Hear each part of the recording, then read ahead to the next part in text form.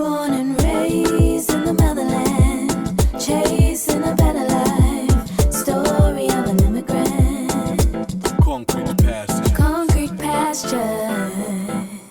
Hey, don't go and embarrass yourself, so you don't look, silly on stage. Oh God. And yeah, if I had taken those types of words, and that's why it's very important to believe in yourself. I'm gonna chase this passion, whether I like it or not, because no more 4 years for this. So I can tell you for free that I was a scapegoat to a lot of things, to get scammed for a lot of stuff. If something cost $1, I knew I was paying $4 for it. So, but of course, feeling of excitement. There was this feeling of liberation. There was this feeling of like, whoever knows Dora the Explorer, the cartoon, right? Yes.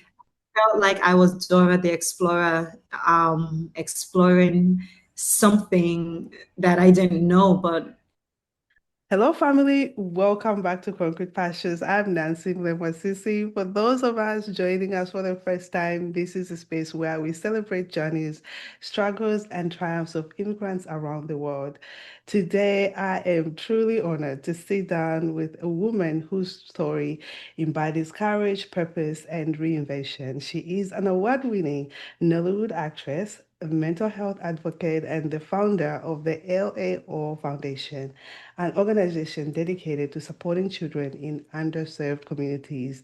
From Edo State to Canada, back to Nigeria, her journey is a powerful testament to the resilience of Africans at home and in the diaspora. Please join me in welcoming the incredible Linda Osifo.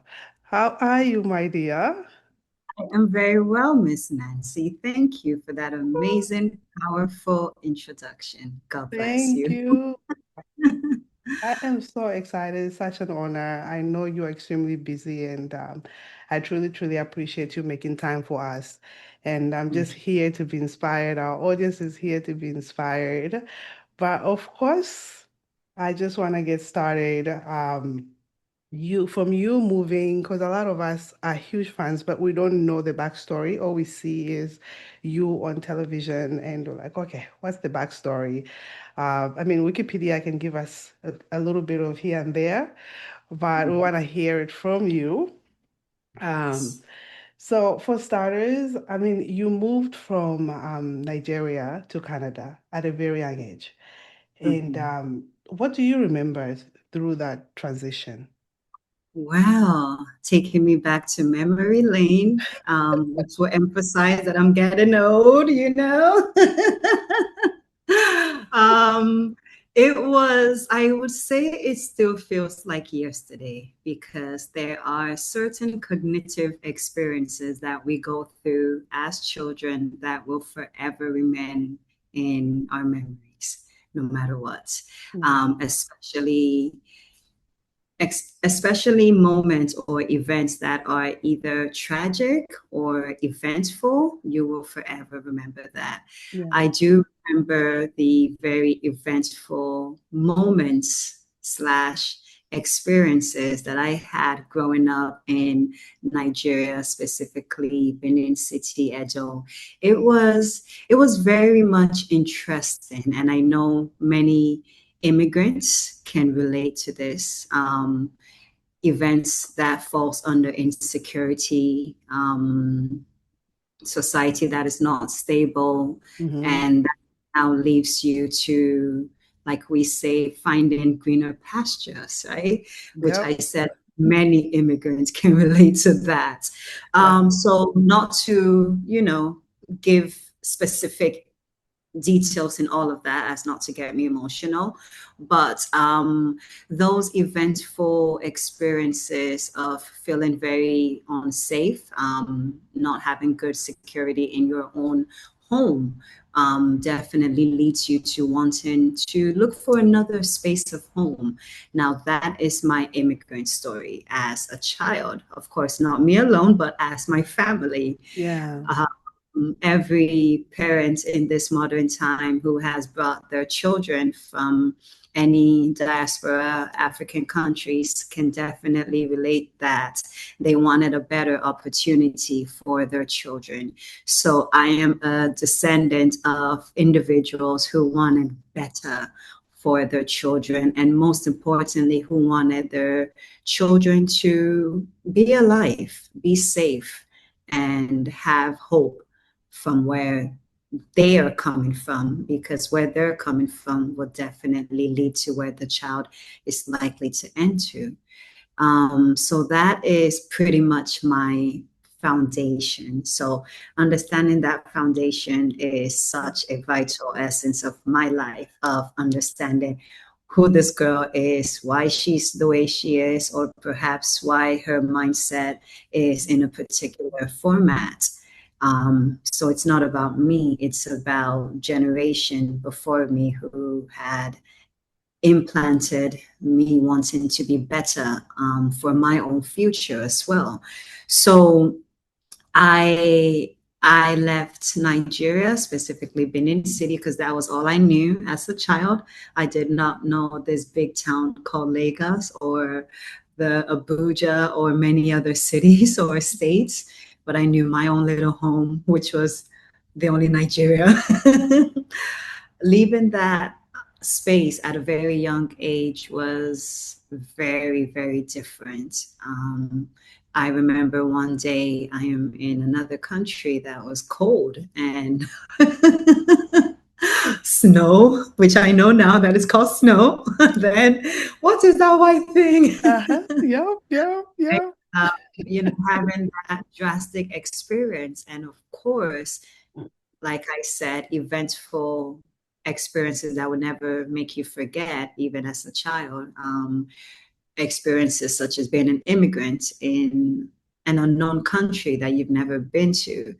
Every individual who is an immigrant will likely go through a process of being an immigrant in another country, which is starting off not knowing where to start, and most importantly, number one, looking for shelter, where to stay, where to even sleep, where to put their head and rest and protect themselves before even thinking about food, right? So I would definitely say that the glitch from my experience as a younger child while I lived in Nigeria was extremely different when I had migrated to Canada.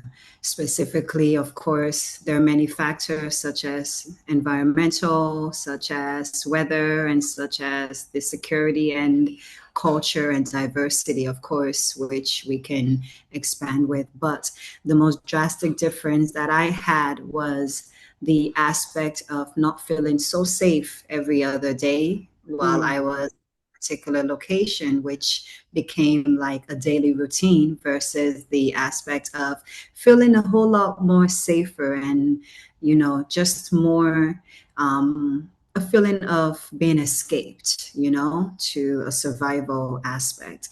And having that notion in mind is very, very important for my journey because if I may continue, of course, at a later age, I would not want to have any form of connection back to where I was leaving, of course. So that goes back to the question of why would I want to go back to where I was running from, or where we had fled from in terms of survival. Yeah. And I still have no answer for that, except the result of what I am seeing now in my life, which would definitely be the impact, which would of course be the ripple effect of someone else who is similar to me from the diaspora, or someone else who is similar to me from the Benin City, Edo State, and they can be able to relate in either way. So I think that's the results. Look, amazing, amazing. Um, so I know for me when I came to the US, I came a little more older. It was straight from high school when they came over here. It was so hard to adjust and just the nuances of the language, because even though we speak English, the pronunciation of things is very different. How was that, like adjusting in school and adjusting just with, because I've been to Canada several times. I don't know what part of Canada you guys were in, but I have been to different parts. So it also feels like the United States. It is Yes. very similar. Right. So, in terms of adjustment, like I said, there will always be eventful experiences that you can never forget, no matter the age you turn. I definitely cannot forget the bullying aspect of my tuition. Oh, Of course, being an immigrant coming from Nigeria, my mm. tuition was very different. And like you said, the pronunciation, perhaps the grammar usage of Uh-huh. things. So you would get, I use the word bully because that's the word it is, right? But of Yeah. course, as kids, we don't think it's bully. We're just teasing each other, right? Yes. Yeah. So Yes. I had lots of tease about the way I would pronounce things, about my grammar, and just, of course, my physical appearance being quite different. And I specifically had what they call tribal marks. Some people just don't know that I do. Oh, So wow. yes, I do. So having a tribal mark in the midst of individuals who are not exposed to this, and that that's another conversation, another topic. Yeah. But at those stages, that was when I knew that I had something that was different, right? Because being raised in a society and an environment where I see others who looked similar to how I did, even with tribal marks, I didn't see a difference, right, Yep. between my until I had traveled outside to know that there was something different. So those adjustments were the internal struggle. Then, of course, the external struggles would be things like weather, just adjusting to stuff like food, and adjusting to even electricity. Perhaps not being used to electricity being there for 24 hours, you would be confused, like, okay, they're gonna take light. That is So true. We take it for granted. Yeah. we Yeah. do until we get the contrast different. So those were the aspects of changes that I had difficulty adjusting with. But the benefit that I had was I was pretty much a minor. I was 7/8 years old. Just before turning 8, I had been able to be in such environments. So it was easier for me to grasp most things eventually compared to an individual like you who Huh. um, in high school, that would be much more difficult. Oh my gosh. So I'm gonna move fast forward so to your pageantry life, the early confidence that built the whole career, I think at this point. Many people may not know like you participated in these things because again, a lot of us just see you on the screen and we don't really know the backstory and how you got to where you got. And you participated in the beauty pageant in Canada, including Miss Nigeria Canada as well. Yes. Um, how did pageantry begin for you? How did you get into it? Well, I really don't know, but I did. So let me say this. I was that youth who was extremely extravagant with everything. I was optimistic. I was outgoing. I was a explorer, and as an explorer, I was always excited to try new things.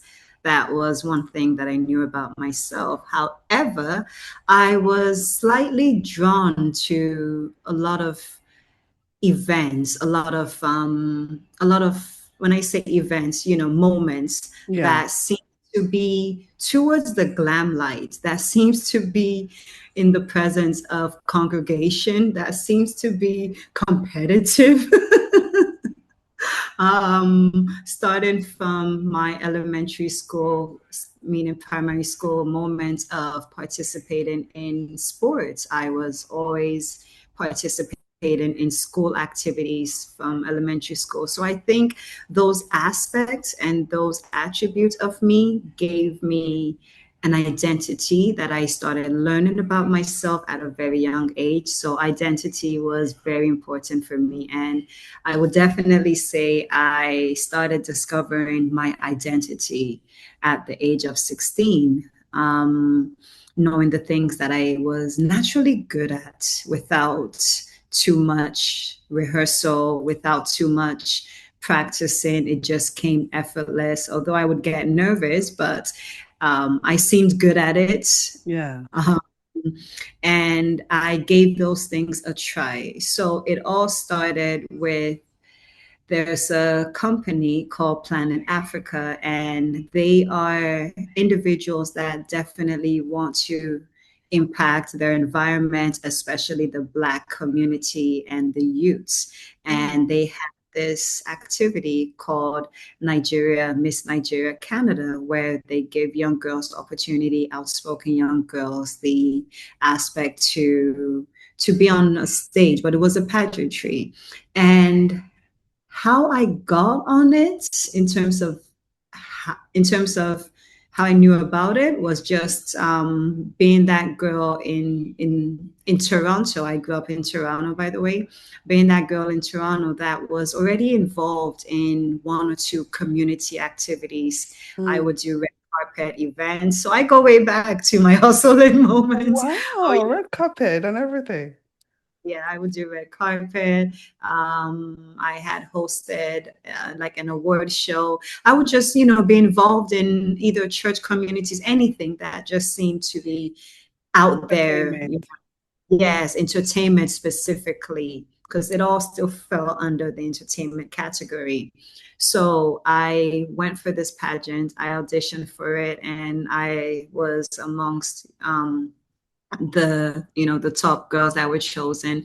And it was an experience that I did not know was about to bring more and open more doors, and most importantly make me know myself more in terms of confidence, because you won't know how confident you are until you stand in front of a congregation. So, and I do remember while starting that pageantry, it was a risk, because I at that moment shared the idea with individual close by to me. Some were very much, wow, this is amazing, specifically families, and others, which was few friends, was, hey, don't go and embarrass yourself, so you don't look, silly on stage. Oh God. And yeah, if I had taken those types of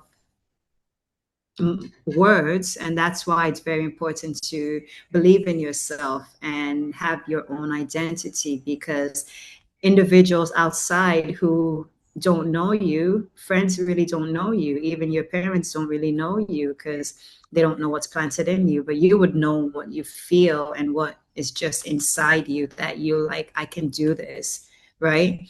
So you have to really be careful so that they don't kill that seed. And if I didn't try for that, who knows, right? Because from that pageantry, from the first one, which was Miss Nigeria Entertainment Canada, I came first runner up, and I won the title of Miss MoneyGram. So, but I didn't get, the money, but I got a title. Yeah.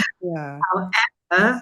However, that platform itself and that moment, that initiative brought other moments. It brought individuals who were also in other pageantry, which was specifically the Miss Africanada. And that one was a whole lot bigger and more expanded in terms of how long it's been on ground for, they saw me and they also wanted me to participate in their pageantry.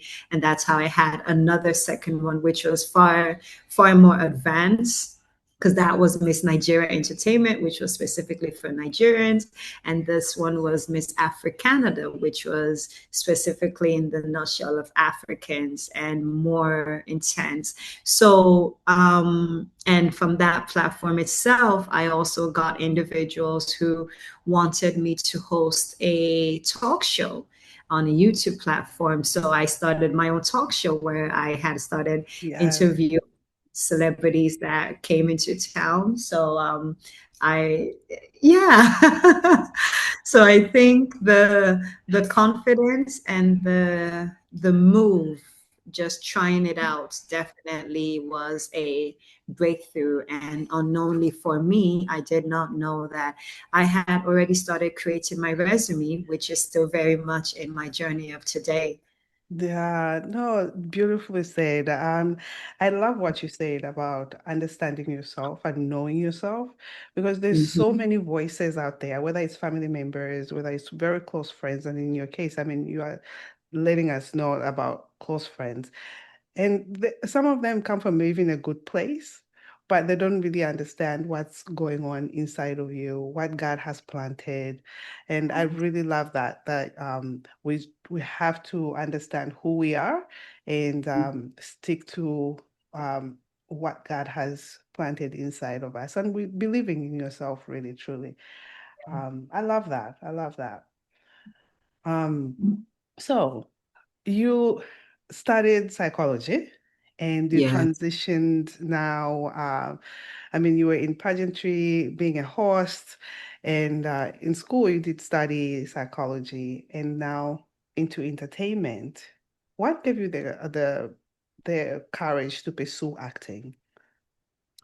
Well, I wouldn't say I transitioned. I would say I acquired an education degree. And that was my story, if you know what I mean, Yeah. educational degree in the sense of, hey, you better study something in school. Oh, yeah. Yes, and I do recall that I wanted to pursue my actual passion, which was in acting as a course, but something in me, and at that moment where life wasn't the way it is now in terms of the digital era that we live in, Mm, there wasn't, yes. So the drastic change is quite much. There wasn't a future as you could see in terms of entertainment, especially for a female. There wasn't the future in terms of entertainment that I could see, even as a Black girl living in a society like Canada. So, and as an immigrant, you're thinking of how to make money because you're here to survive, not yeah. here to be no superstar. True. So I definitely did not want my educational fee to waste. So I wanted to take something that could perhaps still be useful in my future. And I went into psychology and acquired my degree. And then on the journey of my student years, I just knew I was frustrated. I said, this is not for me. This is not for me. This is not for me. This is not for me. But I'm going to finish. I should have gone into acting. Damn it. I should have just why didn't I just do it? Of course, that was during my third and fourth year when I'm like, so tell me, to become a psychologist, I have to go for another 4 years. Oh, this is not for me. It's not for me at all. And at that moment, I had to really, it might sound funny, but that was my truth. I Yeah. had to make my critical choice of what I was going to do. Either do this, which I kept saying, this is not for me, it's not. Or truly go after what I felt came so naturally, came so effortlessly, and just made me happy, even at any point that I was in my stage of life. And I made that decision to go with the other one that made me so happy. Yeah. But to make sure it was under the condition of finishing phase one, which was acquiring my degree, which hurt me so much because it's like you just have to finish it, even though I knew I wasn't gonna take it anymore. Yeah. So after my Oh my God, I had I'm I'm sorry. dying.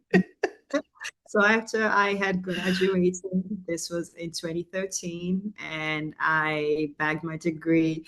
I knew that was the last they were gonna see of me.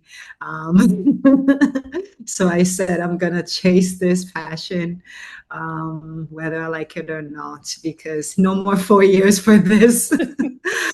Um, so those years was able to give me the growth that I needed. And the most beautiful thing about it was that in between all those years of my education was when I was having all this, such as my pageantry, because I was in school when all Yeah. this was on. I was in school when I had my first talk show that I had hosted. I was also in school when I had my first event that I hosted as an award show for a very prominent event that happens annually in Canada. So I was in school when a lot of these eventful moments. I was also in school when I had my first um, acting role, which was a TV soap opera. Maybe you have that on your research as well. Yes.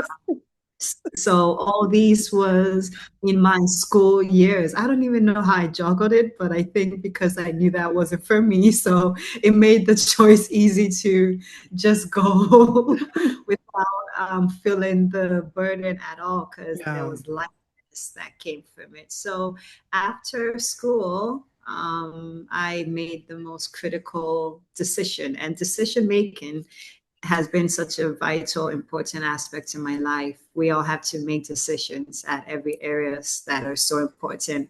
And without that decision making, it could affect your future. And if you don't make it at a certain time, it affects the next phase, right? So the phase for me that was critical was right after I had finished my university. And at that stage, every young youth can relate. The question is, what next? Now you got your degree. What are you going to do? Yeah. What's the next thing in life? Now you have to start living the real adult life, right? Oh, So, adulting. right. I couldn't lie to my parents anymore that I'm still in school, I'm still learning this. Now you're done school. What's happening for you? So, yes, that was when I started my journey of purpose. Oh my gosh. Yes. I just love it as to how our parents are so strict with us getting our degrees. And this is a theme to all of our, all the guests I've had here, all of our Africans. They're just like, you have Everyone. to get a degree, then you can do whatever you want. No, I love it. So when did you decide to I'm I'm fast forwarding now, that you want to go to Nigeria, move back to Nigeria and pursue your career as a Nollywood actress? Mhm. When did I decide that I want Yeah. to go to? And what Well, made that move? Like, I mean, you could have been established in Canada. exactly. So tell me, that's why I would say it definitely had to be some spiritual problems because nothing made sense. It had to be some spiritual issues that was calling me back home to Yeah, Nigeria. because I mean, you're busy, you're already establishing yourself in the pageantry, being a host, that's a big deal. Being on red carpets, those are all big deals because it's not easy to get to that level as well. Yes, yes. So my story of how it started for me was in 2013, right after I had graduated from it was June. I had an opportunity waiting for me here in Lagos, Nigeria, to host an event with my little platform of my pageantry. Can you Oh, imagine? Yes, those were my little biography. I had no other biography but that. My pageantry, my right. talk show host event, and of course, my first ever acting show in America, which was directed by a very prominent Nollywood director called Ikechukwu Onyeka. Nice. So those were the names and the platform that I literally had that I was using to promote myself. And I had the opportunity to come to Nigeria to host an event. Now that was my trigger. And Mm, use the word trigger in the sense of I'll go spiritual in this aspect. A lot of times in life, we need triggers to move us, right?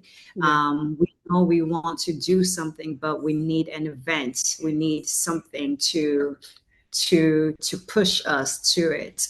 So my trigger was that event, that hosting that was happening, that was to happen, keyword to happen, as of then. And without that trigger, it was very difficult for me to convince my parents Mm, that I needed to go to Nigeria, because without a trigger, what was I going to do in Nigeria? Where would I? It would never have aspired to me, because I literally wouldn't even know where to start from or what.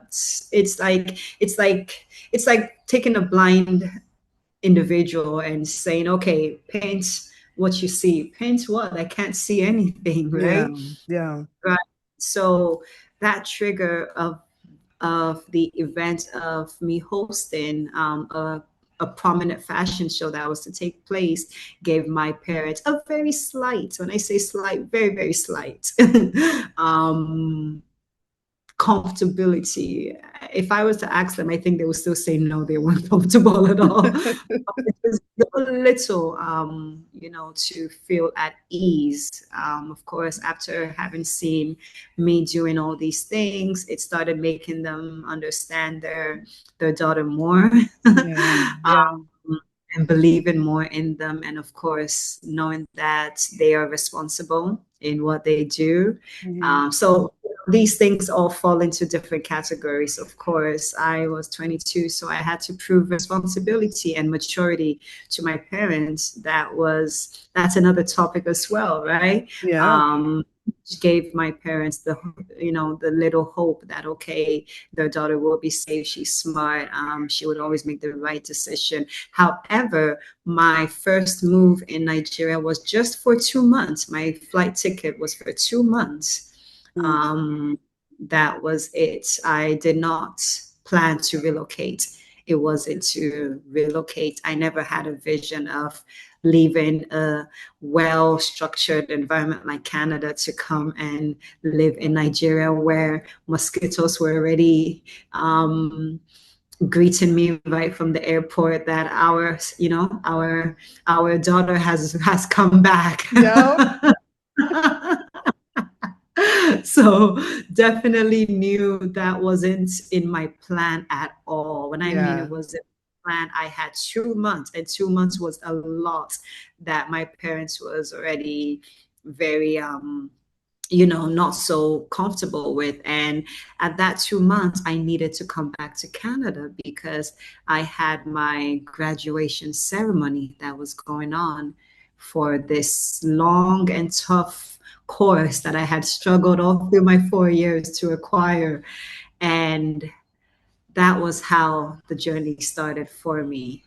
It gets so deep. I think this is going to be a book, so we'll Yeah, no, because but I'm going all kinds of directions. I'm like, I can't imagine you landing in Nigeria. Like, how was that feeling, landing in Nigeria? And then also, because you left so young, were you able to even relate to anything?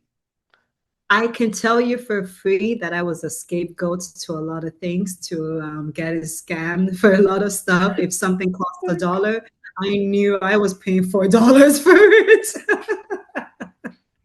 So, but of course now, they dare not. Experiences like that, and of course, experiences in terms of adjusting. I always did not like speaking in terms when I was in crowd because I didn't want to make them know that I was slightly different because it was so Yeah. hard to hide my accent, especially then. Now I can, get in the midst of the Yeah. comments, right? A little bit. They will still know that I'm different no Yeah. matter what. No, I But mean, it doesn't go away that yeah, because I mean yeah. you can what do we call it? Switching? We can switch. Right, right. So I can switch now, but as of then, the switching was not switching at all. They were switching on me, different behaviors. So, but of course, there was this feeling of excitement. There was this feeling of liberation. There was this feeling of like, whoever knows Dora the Explorer, the cartoon, Yeah. right? Felt like I was Dora the Explorer, exploring something that I didn't know, but exploring something, but I don't know what the something is. It Hmm. was like was looking for a hidden treasure, and I was going to different places to look for them, and I don't know exactly what I'm looking for, but I know that there could be something out here, right? And all of that journey and all of that liberation just felt so it felt so unique. And there's nothing like when you're in a new environment, in a new setting, you would feel excited about it, but of course the Nigeria factor will still get to you. Where you would start asking yourself, what am I doing here? What am I doing? Like, and those factors came from when I would go for um, auditions. Yeah. So I would go for auditions, but of course, the story deepens before the audition. Yeah. You would not ask me the event that I came for, right? Mm. So the event that I came for, that keyword was my trigger. That was my trigger of taking that leap of faith, because it was a major leap of faith for me and specifically for my parents in terms of entrusting me. Yeah. Um, to come to Nigeria, specifically Lagos, and start something. It wasn't to start something to start living here, but just to have an event and then go back to Canada. Canada. Yeah. Right. Unfortunately, that trigger event never, ever took place. No. Right. Dun, dun, dun. So that was my first experience of Nigeria happening to me, like we say, when Africa happens to you, right? Um, Wow. right, right. So it was an event of me being on ground, coming specifically for an activity, an event Yeah. that Yeah. I felt I was going to host. Mind you, I brought myself in. I bought my tickets and accommodated myself. I was looking for an opportunity, Yeah. right? Yeah. True. Right.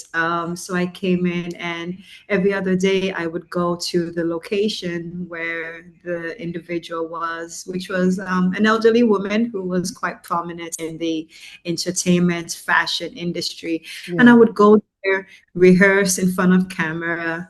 Every other day I would go and sit down, waiting patiently for like the day like this, And my ticket duration was coming to an end. It was coming to an end, and I have to go back and get my graduation ceremony on. Yeah. And I was here waiting for this event because that's what I came for. But keyword, that was my trigger. Um, but behind me and in my cognitive mind, I knew that it was a trigger to make me come to Nigeria to see, to be here and to look and to feel the presence. Mm. And that was all that it was for. It wasn't to be the climbing stool onto what God had for me. So, yeah. So I knew that was what it was for.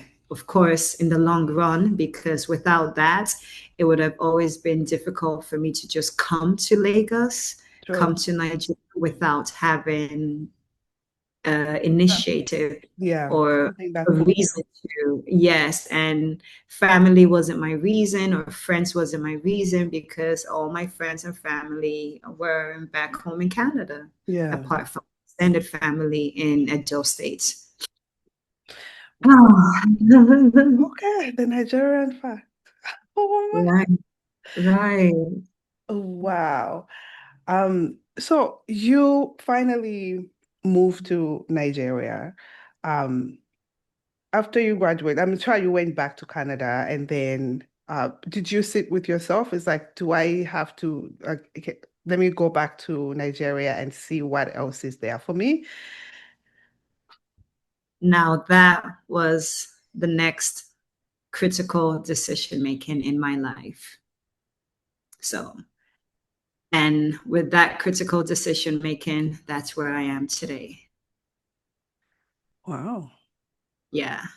So I had to now make a critical decision. I say it's so critical because for life-changing events, I now had to make that critical decision and say, well, what's going to be next? As of then, as a young girl, it was very difficult to even get the funds to buy a flight ticket, right? Mhm.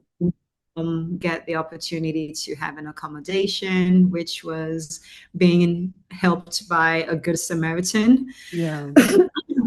And it was very difficult to know if I was to go back again to Canada and come back here, where and how would it, I don't know if you get, right? Yeah, yeah, How I would it, get it. and what would be what would be it for me again?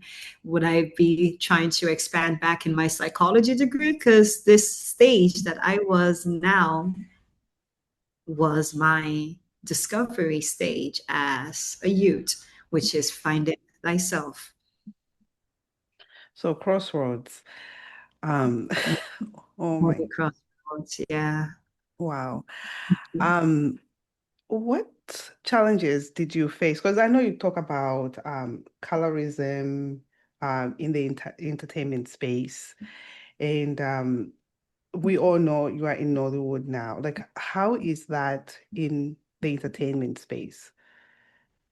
Well, when I started, I did not understand the effect or aspects of colorism. I did not understand anything. I was just, um, just going through a journey of no experience at all until, of course, you are on certain sets and you start understanding the aspects of colorism. Perhaps you not being, as bright as fair in complexion to suit the camera. We can definitely say that the quality in terms of Nollywood a decade ago is quite drastic in terms of the quality that we see today. The Yes. quality that we see today can accommodate almost every skin tone. There's no excuse, right? Yeah. And not just quality alone, but the exposure in terms of experiences that crew members have also acquired have really drastically changed from where it was. So if I had experienced any aspects of colorism, to me, it would have just been in the sense of being on a movie set, but not having the awareness of what this was initially, if it Mm, was a problem, did not affect me, because what you don't know doesn't bother you, right? yeah. So not knowing that, oh, there's what they call this and there's what they call that, right? Wasn't a concern for me. So I think because of the my lack of not being exposed of this aspect, Yeah. I knew what racism was, in terms of being in the Western world, Yeah. but I did not know what colorism was in terms of being in Nigeria. I hadn't experienced that. So for me, I would say my mind just being so focused on what I was doing just did not make me see those external factors as a challenge or as a factor to affect me. Got it. I mean, colorism in Africa is very common. I didn't even realize it. I mean, that's why this we are heavy on bleaching skin for a lot of countries, some countries more than others. And Yes, I covered a topic on bleaching and the colorism. I mean, it's here too in the US. yes, In the old days, they used to use a khaki paper, like if you're not this color and stuff like that. But I mean, I just wanted to understand as to how that affected, like, because it's emotional and yes, it can affect someone's mental health yes, on like how to move on, especially in careers like this. yes. Um, you have done so much. Uh, I mean, you've been there for quite some time now. It looks like a century, but God, within a short time, you've it's done just so much work. And yeah. what is your tradition or your what word am I looking for? Um, what do you do when you get a script? How do you decide this role is for me? This maybe I'll pass on this one. What is your tradition that you do? Right. Well, I've had three phases of my tradition. I would put it in three different categories. I had my phase of beginner tradition. Ah, I okay. had my I would say intermediate advanced stage of what I do, and of course my now stage of being more experienced. At first, at my beginner, there was no tradition. It's more give me the script. I'm ready to work. Pretty much. So we don't care what the tradition is. Yeah. Right? And of course, my next intermediate stage would have been more of now understanding characters, understanding how to deepen my character, understanding where the character is going, where she's coming from. So, dissecting roles, actually learning more about acting, not just trying to get an opportunity, right? Yeah. But understanding things like what we call the 5 Ws, who a character is, where they're from, what they do, what is the problem, and how we're trying to resolve the problem, right? Mm, So itself, those are the deepening of becoming an actor. Then, of course, the stage where I am right now, which literally doesn't just fall under the Ws. It's more of why am I doing this? How is it different from other ones that I've done? Can yeah. I get some more challenge it? Does it challenge me? Does it bring out a different energy that I haven't explored? Or is it just still the same aspect? If it's still the same things I've done over the years, I'm pretty much not interested, right? Mhm. Because I realize that acting takes a lot of your energy because you are interpreting a real life story. Every acting or story is literally relatable. When you have people watch some film, they would cry and say, oh my God, that's just like my life. So, or they can relate to it Yeah. as being inspired, right, to wanting to become more. So you have to really, really, really give a lot of yourself to make it realistic, and a lot of yourself takes a lot of energy and time. And now that makes me very picky in terms of what am I willing to give so much of my time, because I have to give myself fully, not just my emotions, but everything. Mm, yeah. Yes. Who's been your blueprint? My blueprint, what has been? Who's been your blueprint in the Nollywood space? Oh, that's a good question. Well, I wouldn't say I have just one individual. I have individuals who I definitely look up to in terms of blueprints. Of course, we have the Nollywood icons, starting with the Genevieve, Oh, Omotola, yeah. Rita Iniedo. And I must say that the blueprint of each and every one of those fall under different categories of my life, right? Yeah. I look at some of these models in the, in sense of family aspiration, carriage aspiration, how they carry themselves, their mannerism. I look at some models, these role models in terms of the beauty aspiration. I Mm. look at these role models in terms of the lifestyle aspiration, in terms of the stardom aspiration, how they manage stardom, of course, how they balance their private life and personal life, because a lot of them did not have role models they really looked up to Yeah. during the in terms of the Nollywood industry. So I definitely am amongst the lucky generation who have these role models to look up to. And of course, even more luckier now that I can relate one on one to some of them that I mentioned.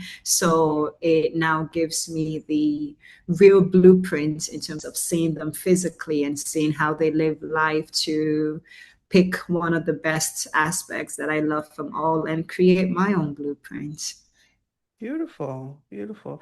I mean, you created a foundation, LAO Foundation, to support underserved community for young children. I'm passionate about underserved communities.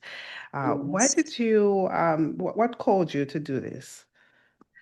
Thank you. So the LAO Foundation stands for the Love and Oneness Foundation. Ooh. And thank you. I would definitely say that the spirit of giving and the spirit of outreach had always been in me before I got into stardom in school. Specifically, this was in Toronto. I had won an award for outreach, being participating in community outreach. What we would do after school is we would make sandwiches, go to our communities, give it to the homeless. We also had homeless, and we also do have that in every part of the community over there as well. Do this and just give these out to individuals, and the feeling of that felt so natural. And God bless a country like Canada that definitely supports youth and definitely gives children and the young ones activities. Like in school, we have what you must do, such as your community service. I don't know if it's the Yeah. same in America, but Yep. yeah, so your community service and things like that was platforms that also made me discover myself, because you would not know what's in you until you start something and you would say, wow, I really like to do these things. Mm-hmm. So community service work, it wasn't just about getting my numbers, right? But it was something that I realized I loved doing. And when I got to Nigeria and started my career in 2018, of course, I wasn't as grown as I am today in terms of Yeah. my expansion. But in 2018, I really just wanted to give back and do something, especially knowing where we were coming from in terms of immigrants from Edo State. And I started my little initiative. I say little in the sense of it didn't have a lead to where it was going, but it was just wanting to do something, like plant something in Yeah. my state, specifically in Benin City. So we started off with orphanages, specifically. That was intentional to me because it relates to my father, who was an orphan at a very young age. So we started off with that, and I expanded, of course, with other initiatives such as donating desktops, which are filled with e-learning facilities, to orphanages so that these kids can be active and not just, be null in these places. And of course, other initiatives such as speaking to the youths. We've had initiatives where we've collaborated with the UN and, spoken to youths in country like Ghana.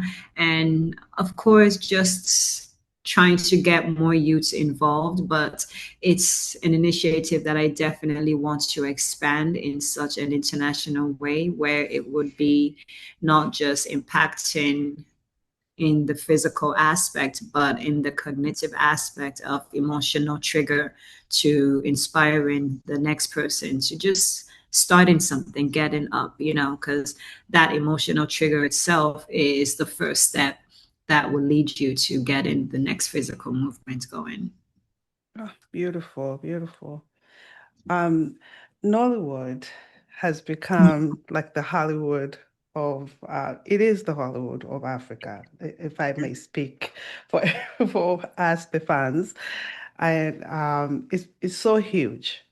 I mean, what advice would you give to aspiring actors out there that are looking up to you guys, to you especially? What advice would you give them, given the challenges that you went through and just the industry itself? Yes. Well, my first advice that I would give would specifically be to the females, which is don't sell yourself short. Because if you sell yourself short in the beginning, then you have nothing else to sell afterwards, right? Um, So make sure you hold your market meaning yourself, your brand, your dignity, because that is what you're going to use on the long run. And of course, my second advice would be to the general youths. Make sure you really know that this is what you want to do in terms of having your authentic reason of why you're doing it, not because you see person A living a certain lifestyle and you feel that lifestyle is what you want, because everybody's calling is different when it comes to things in life that doesn't have a blueprint. All you know is nothing but your trial and mistakes. So make sure that you understand that you are in the phase of trial and mistake, because it's not like going to school where you go to school, you get this degree, and you're likely guaranteed to get a job no matter how bad the situation could be. You're likely to still get a job under that. With this, there's no degree, there's no likely to get a job in anything. It's all about you. It's all about you knowing that you're willing to learn and you're willing to go through the journey and let the stars align for you. Beautiful. Um, what projects do you have currently, and what are we looking forward to as the fans? Yes, yes. Well, not specifically within the movie aspect, but I am definitely expanding into different initiatives. Well, if I may say, I definitely want to expand to enlarging my experiences to the next generation of upcoming actors, to start to teach them, mentor them, and most importantly, provide this little guideline, which I know and I believe should help someone who was like me 13 years ago.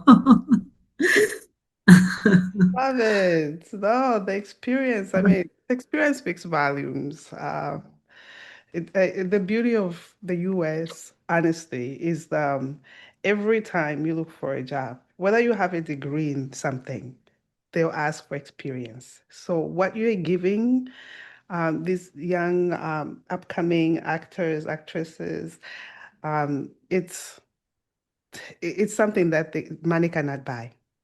Yeah, So your experience will speak volumes, and for them, they'll be so lucky and blessed to have you as their mentor. So it's man. beautiful. Thank you, Miss Nancy. Thank you. Oh, of course. Any last words before we close out? I mean, I can speak to you forever. I have like tons of questions. Well, my last words would definitely be to trust the process. The process always looks difficult when you can't see what's ahead. It's just like the hypothetical example of being in a intense traffic, which I can relate in Lagos over here. When you're in a bad traffic, you're irritated, you're wondering what is going on in front, what is causing that traffic? And you just can't see it until you get to the front, right? And perhaps when you get there, you're like, oh, wow, there's nothing. It's just busy. Yeah. That is really how the process is.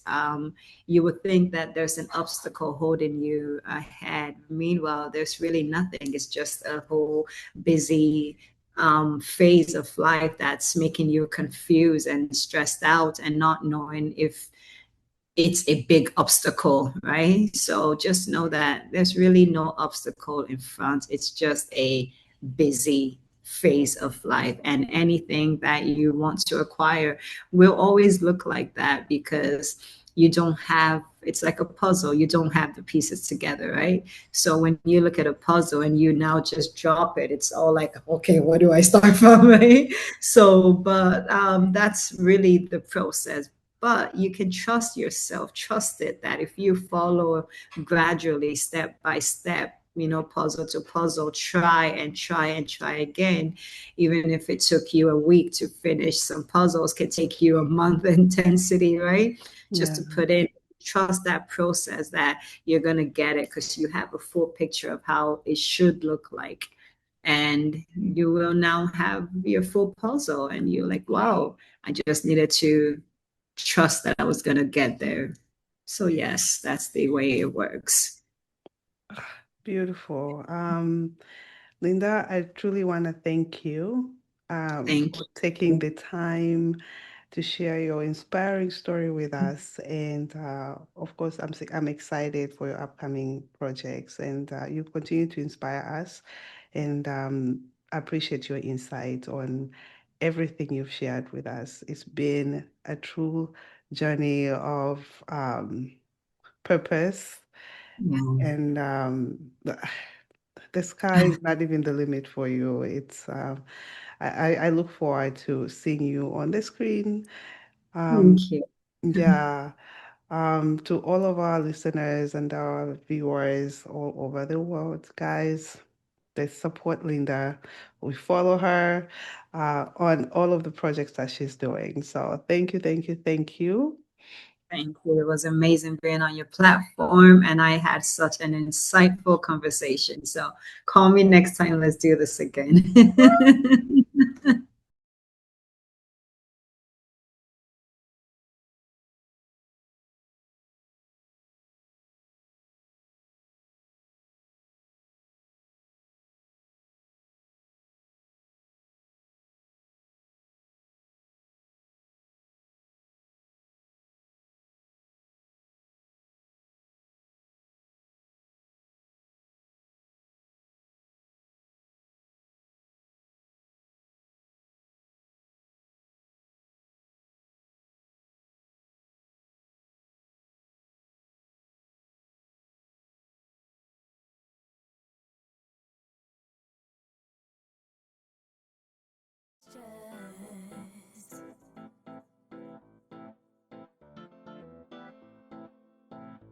Concrete pastures.